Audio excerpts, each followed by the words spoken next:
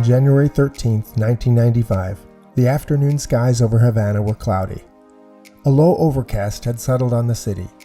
It was winter in the Caribbean, and strong northerly winds were blowing. When the citizens of Cuba's capital city looked up, they were surprised to see thousands of small leaflets dropping out of the clouds right into the heart of the city. Oddly, no plane could be heard. With the low cloud, nothing could be seen either. Cuban air defense radars reported that there were no planes even remotely near the island, except for the usual high-flying airliners.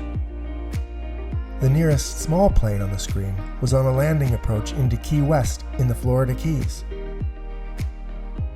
From the steps of the Capitol building to Old Havana, Plaza Vieja, and even past the line art of Che Guevara and into the Plaza de la Revolucion, the leaflets papered the city. Cubans picked them up to see what was printed on them. In bold text, it read, "Compañeros no, hermanos," which translates to, "Not comrades, but brothers." As well, it featured the words, "El cambio soy yo," or "The change is you." In smaller script, there was text from the UN Declaration of Human Rights, an international accord that Castro himself had signed. Finally, the leaflets were marked with the logo of Brothers to the Rescue. In Spanish, they were known as Hermanos al Rescate. They were a humanitarian group that flew search and rescue operations over the Straits of Florida. Their goal was to save the lives of Cubans trying to row to freedom in the United States. Over the previous 5 years, they had saved over 4,300 lives. For Fidel Castro, the leaflet drop was embarrassing. He was enraged, and he sent his thugs into the streets to confiscate as many as they could find. Any caught reading them were threatened and accused of subversive activities. Then Fidel filed a diplomatic complaint with the U.S. government. But the more he screamed, the more foolish he looked. When he claimed that Americans would be upset too if Cuba dropped leaflets over Washington, D.C., Congressman Lincoln Diaz-Balart replied, "You don't have to fly over Washington, D.C. to drop leaflets. You can hand them out on any old street corner. That's how it works in a free country." Most troubling, however, was that Cuban radars had not detected any intruding airplanes, nor had the Russian intelligence station at San Antonio de los Baños, nor had anyone heard the plane or seen it. It simply wasn't there, and yet the leaflets had dropped across most of Havana. Cuban officials were stumped. It was a mystery as to how it was done. What follows is what one of the Brothers to the Rescue group told me personally that they did that day, though who knows if it's actually what happened. However, it is compelling, and it makes perfect sense. In fact, you could drop leaflets onto Havana on any odd Tuesday using the exact same method and without breaking a single law or regulation. The group readily admitted that they had dropped the leaflets. However, they claimed that they hadn't overflown Havana, nor crossed Cuba's 12-mile territorial limit.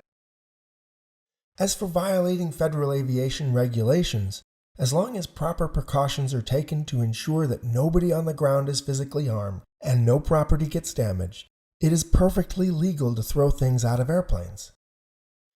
No laws or regulations had been violated. So how did they do it? The secret was simply a combination of math and weather. The leaflets were printed on lightweight paper. Naturally, when dropped, they fluttered down slowly. In tests, the group had measured the descent rate at 400 feet per minute. They had chucked some leaflets off the second floor of a building and used a stopwatch to time how long they took to reach the ground.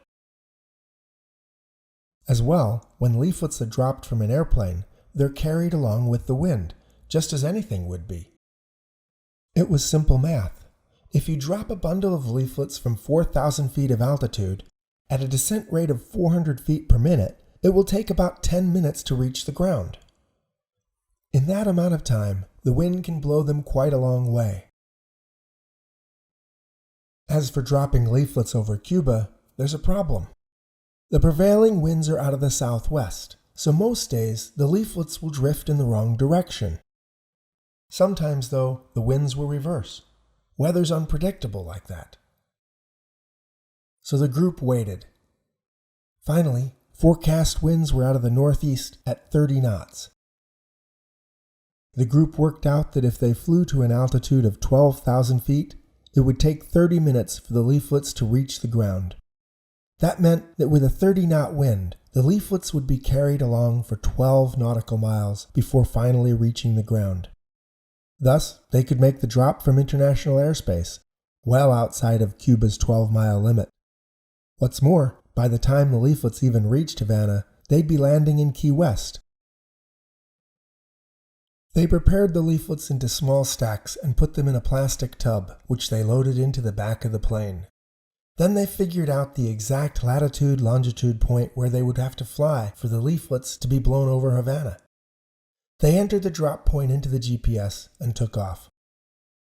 Their base was at Opalaca, so they flew out first over the coast, then turned south and headed toward Cuba.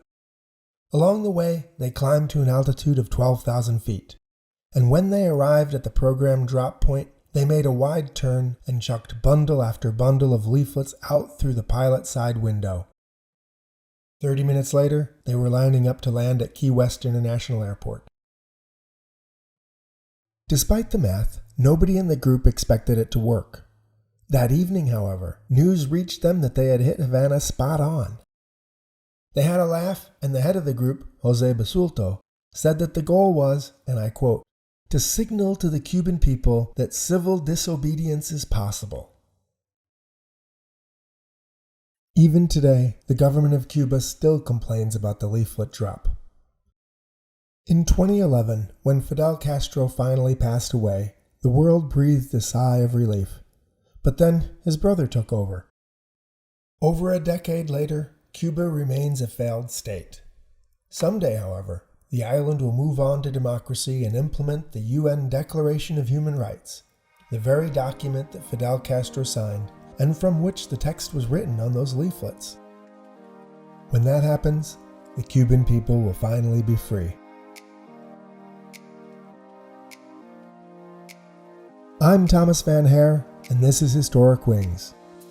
Please sponsor us, or maybe buy me a cup of coffee on Patreon.